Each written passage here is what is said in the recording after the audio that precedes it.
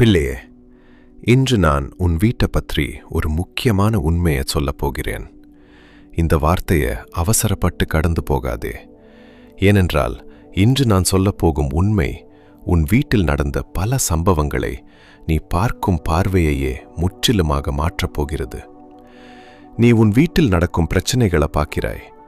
ஆனால் நான் இன்று பேசப்போவது பிரச்சனைகளை பற்றி அல்ல. உன் வீட்டில் மீண்டும் மீண்டும் நடக்கும் அதே சம்பவங்களை நீ கவனித்திருக்கிறாயா? ஏன் சில விஷயங்கள் தீர்ந்தது போல தெரிந்தாலும் திரும்ப திரும்ப அதே இடத்தில் வந்து நிற்கின்றன என்று ஒருபோதும் யோசித்திருக்கிறாயா? பிள்ளையே, இன்று நான் சொல்லப்போகும் உண்மையை நீ புரிந்து கொண்டால் உன் வீட்டை பற்றி நீ இதுவரை வைத்திருந்த பல முடிவுகளை நீயே மாற்றி யோசிப்பாய். நீ பலமுறை என்னிடம் கேட்டிருக்கிறாய் அல்லவா, அப்பா, ஏன் எங்கள் வீட்டில் மட்டும் இப்படி நடக்கிறது? ஏன் சமாதானம் நிலைக்கவில்லை? ஏன் சிறிய விஷயங்கள் கூட பெரிய பிரச்சனையாக மாறிவிடுகிறது? ஏன் எங்கள் வீட்டிற்காக ஜெபித்தும் சில மாற்றங்கள் தெரியவில்லை என்று. நான் எப்போதுமே உடனடியாக சூழ்நிலைகளை மாற்றுவது மூலம் என் பதிலை கொடுப்பதில்லை.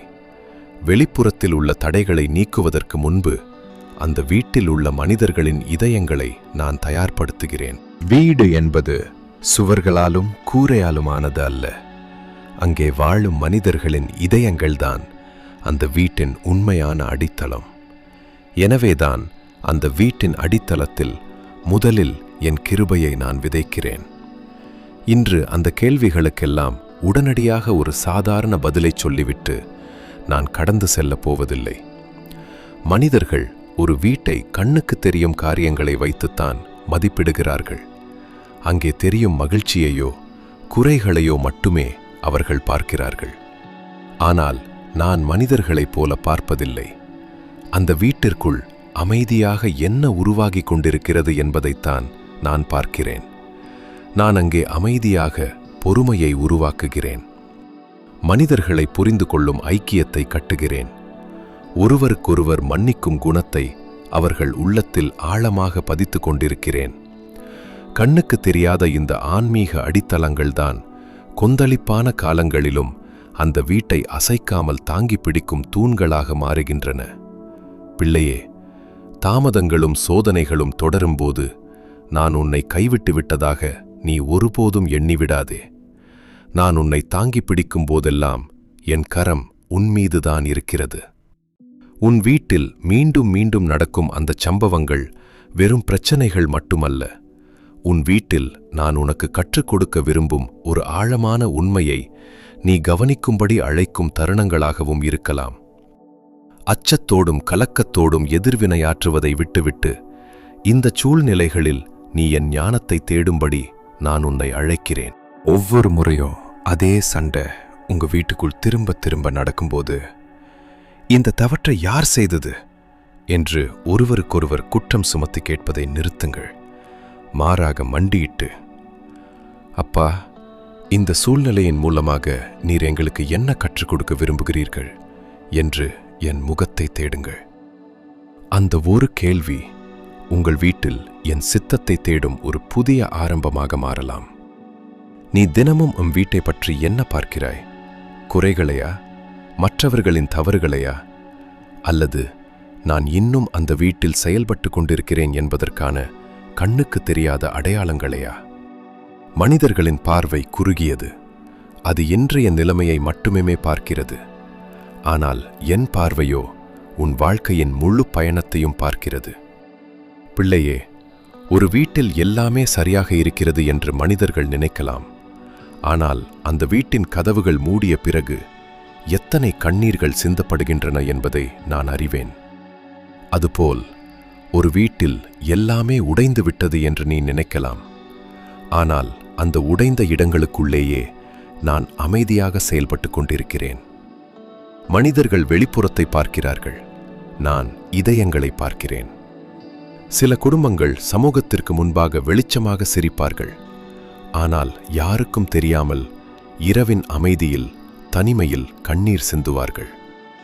மனிதர்களின் கண்கள் காண முடியாத அந்த இரகசிய அழுகையை நான் காண்கிறேன்.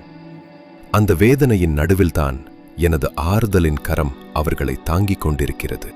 உன் வீட்டில் நான் முதலில் மாற்ற விரும்புவது சூழ்நிலைகள் அல்ல, நீங்கள் ஒருவரை ஒருவர் பார்க்கும் இதயத்தின் பார்வை. ஒருவருடைய இதயத்தில் மாற்றம் நிகழும்போது அது அந்த வீட்டின் அன்றாட உரையாடல்களிலும் உறவு முறைகளிலும் மென்மையாக வெளிப்படத் தொடங்குகிறது. பிள்ளையே, அதனால்தான் வேதாகமத்தில் பல குடும்பங்களின் வாழ்க்கையை நான் பதிவு செய்ய அனுமதித்தேன். ஒவ்வொரு வீட்டிலும் என் செயல்கள் ஒரே மாதிரியாக இருக்கவில்லை, ஆனால் என் நோக்கம் ஒன்றுதான். நான் ஒரு குடும்பத்தை மாற்ற ஆரம்பித்தால் முதலில் அதன் இதயத்தையே தொடுகிறேன்.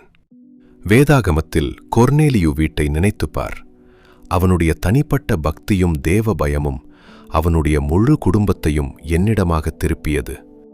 ஒரு மனிதன் உண்மையாக என்னை தேடும்போது அவனுடைய வீட்டின் வாசல் கதவுகளை தாண்டி என் ஆசீர்வாதம் அவனுடைய மொத்த குடும்பத்தின் மீதுமாய் பெருகி வழிகிறது. ஓபேத் ஏதோம் வீட்டை நினைத்துப்பார். அவனுடைய வீட்டில் தேவனுடைய பெட்டி தங்கிய போது மனிதர்களின் பார்வையில் அது ஒரு சாதாரண நிகழ்வாக இருக்கலாம். ஆனால் அந்த ஒரு காரியத்தினால் கர்த்தர் ஓபேத் ஏதோமையும் அவனுடைய வீட்டாரையும் அவனுக்கு இருந்த எல்லாவற்றையும் ஆசீர்வதித்தார். அந்த வீட்டில் என் பிரசன்னத்தின் ஆசீர்வாதம் வெளிப்பட ஆரம்பித்தது. அந்த ஆசீர்வாதம் என்பது வெறும் பொருட்செல்வம் மட்டுமல்ல, என்னுடைய பிரசன்னத்தோடு வாழும் வாழ்வின் சமாதானமும் பாதுகாப்பும் கிருபையும் அதில் இருந்தது. உலகத்தின் எந்த பொன்னையும் பொருளையும் விட என் பிரசன்னம் மட்டுமே ஒரு குடும்பத்திற்கு உண்மையான பாதுகாப்பையும் நித்திய நிம்மதியையும் தரக்கூடியதாகும். யோசுவாவை நினைத்துப்பார். சூழ்நிலைகள் எப்படி இருந்தாலும் அவன் உறுதியாக சொன்னான், நானும் என் வீட்டாரும் கர்த்தரையே சேவிப்போம் என்று. அந்த ஒரு தீர்மானம்தான் அவனுடைய குடும்பத்தை ஒரு தலைமுறையின் சாட்சியாக மாற்றியது. அதுபோலவே உன் குடும்பத்திலும் நீ எடுக்கும் ஒரு விசுவாசமான முடிவு வரும் தலைமுறைகளின் போக்கையே மாற்றும் வல்லமை கொண்டது. ஒரு குடும்பத்தில் பலர் தடுமாறலாம், ஆனா அந்த குடும்பத்தில் என்னை நம்பி உறுதியாக நிற்கும் அந்த ஒரு நபரின் விசுவாசத்தின் வழியாகவும் நான் அந்த குடும்பத்தில் செயல்பட ஆரம்பிக்கிறேன். அந்த ஒரு நபரின் கீழ்ப்படிதலை நான் வீணாக விடுவதில்லை. சகேயுவின் வீட்டை நினைத்துப்பார். நான் அந்த வீட்டிற்குள் நுழைந்தபோது அந்த நாளில் அங்கே எல்லா பிரச்சனைகளும் ஒரே நொடியில் மறைந்து விடவில்லை. ஆனால் அந்த வீட்டின் ஆழமான திசை மாறிவிட்டது. அதனால்தான் நான் சொன்னேன், இன்று இந்த வீட்டிற்கு இரட்சிப்பு வந்தது என்று. சூழ்நிலை மாறுவதற்கு முன்பாகவே என்னுடைய பிரசன்னம் அங்கே ஒரு புதிய தொடக்கத்தை கொடுத்துவிட்டது. பிள்ளையே, யோபின் வாழ்க்கையை நினைத்துப்பார். ஒரு காலத்தில் அவனுடைய வீட்டில் துக்கமும் இழப்பும் மட்டுமே இருந்தது. எல்லாமே முடிந்து விட்டதாக மனிதர்கள் நினைத்தார்கள். ஆனால் நான் அவனுடைய கதையை அங்கேயே முடிக்கவில்லை. அவன் தன் வேதனையின் நடுவிலும் என்னை விட்டுவிடாமல் நம்பிக்கையோடு நிலைத்திருந்ததை நான் கண்டேன். சரியான காலத்தில் நான் அவனை மீண்டும் எழுப்பினேன். பிள்ளையே, இன்று உன் வீட்டிலும் சில காரியங்கள் முடிந்துவிட்டதாக தோன்றலாம். ஆனால் நான் இன்னும் உன் கதையை எழுதிக் கொண்டிருக்கிறேன். மனிதர்கள் கடைசி பக்கத்தை பார்த்து விட்டார்கள் என்று நினைக்கும் இடத்தில் கூட நான் ஒரு புதிய அதிகாரத்தை ஆரம்பிக்க வல்லவராக இருக்கிறேன். நான் ஒரு வீட்டுக்குள் நுழைந்தால் அங்கே உள்ளவர்களின் முன்னுரிமைகள் மாறுகின்றன. அவர்கள் பேசும் வார்த்தைகளின் தொனி மாறுகிறது. ஒருவருக்கொருவர் காட்டும் உறவு முறைகளில் என் அன்பு வெளிப்படுகிறது. பிரச்சனைகள் அப்படியே இருந்தாலும் மனிதர்களின் இருதயங்கள் என்னால் மாற்றப்படுகின்றன. பிள்ளையே, ஒரு வீட்டை நான் மாற்ற ஆரம்பிக்கும்போது முதல்ல நான் அங்க பேசப்படும் வார்த்தைகளை தொடுகிறேன். ஏனென்றால் ஒரு வீட்டை கட்டுவதும் வார்த்தைகள்தான், உடைப்பதும் வார்த்தைகள்தான். கோபத்தில் சொல்லப்பட்ட ஒரு வார்த்தை பல வருடங்களாக ஆறாத காயத்தை உருவாக்கிவிடலாம். ஆனால் கிருபையோடு சொல்லப்படும் ஒரு வார்த்தை உடைந்த உறவுகளை கூட மீண்டும் இணைக்க ஆரம்பிக்கும். அதனால்தான் இன்று முதல் உன் வீட்டில் பேசப்படும் ஒவ்வொரு வார்த்தையையும் என்னிடம் ஒப்படை. நான் உன் வாயை ஆசீர்வதிப்பேன். உன் வார்த்தைகள் சாபத்தின் கருவிகளாக அல்ல, ஆசீர்வாதத்தின் விதைகளாக மாறும். ஒவ்வொரு வீட்டிலும் சோதனைகள் இருக்கலாம். என் நாமத்தை நம்பி நடக்கும் உண்மை விசுவாசிகளின் குடும்பங்களிலும் கண்ணீரும் போராட்டங்களும் ஏற்படுவதுண்டு. சோதனைகள் இல்லாத வாழ்வை நான் வாக்கு பண்ணவில்லை. மாறாக சோதனைகளை தாங்கும் பலத்தையே தருகிறேன். சமாதானம் என்பது எந்த பிரச்சனையும் இல்லாத ஒரு வெற்றிடம் அல்ல. சூழ்நிலைகள் எப்படி கொந்தளித்தாலும் என் கரங்களில் அடைக்கலம் புகுந்திருக்கிறாய் என்ற நம்பிக்கையே உண்மையான சமாதானமாகும். இந்த உலகத்தில் பல வீடுகள் எந்த சத்தமும் இல்லாமல் அமைதியாக இருக்கின்றன. ஆனால் அமைதி உண்மையான சமாதானத்தை குறிப்பதில்லை. அங்கே பயமும் கசப்புணர்வும் மூடி கிடக்கலாம். ஆனால் நான் தருவதோ பயத்தை நீக்கி உள்ளத்தில் ஆழமான மகிழ்ச்சியை நிரப்பும் ஜீவனுள்ள சமாதானமாகும். பிள்ளையே, நினைவில் வைத்துக்கொள், நான் ஒரு வீட்டை ஒரே நாளில் கட்டுவதில்லை. ஒவ்வொரு நாளும் ஒரு கல்லாக, ஒரு ஜெபமாக, ஒரு மன்னிப்பாக, ஒரு கீழ்ப்படிதலாக அதை உருவாக்குகிறேன். மனிதர்கள் உடனடி மாற்றத்தை எதிர்பார்க்கிறார்கள். ஆனால் நான் நிலைத்திருக்கும் மாற்றத்தை உருவாக்குகிறேன். அதனால்தான் சில நேரங்களில் நீ காத்திருக்க வேண்டியதாகிறது. அந்த காத்திருப்பும் வீணல்ல. அந்த காத்திருப்பிலும் நான் உன் வீட்டிற்காக செயல்பட்டு கொண்டிருக்கிறேன். பிள்ளையே, மற்றவர்களின் வீடுகளோடு உன்னுடைய வீட்டை ஒப்பிட்டு பார்த்து மனம் தளர வேண்டாம். உனக்கென நான் தனித்துவமான ஒரு பாதையை வகுத்துள்ளேன்.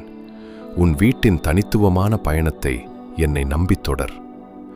ஒவ்வொரு காலத்திற்கும் ஏற்ற சீர்படுத்துதலும் வளர்ச்சியும் உண்டு.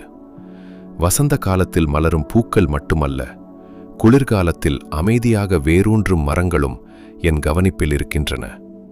பிள்ளையே, இந்த உலகம் உன்னை எப்படி பார்த்தாலும் சரி, நான் உன்னை என் பிள்ளையாகவும் என்னில் ஒரு பகுதியாகவும் என்றும் உன்னை தாங்குகிறேன்.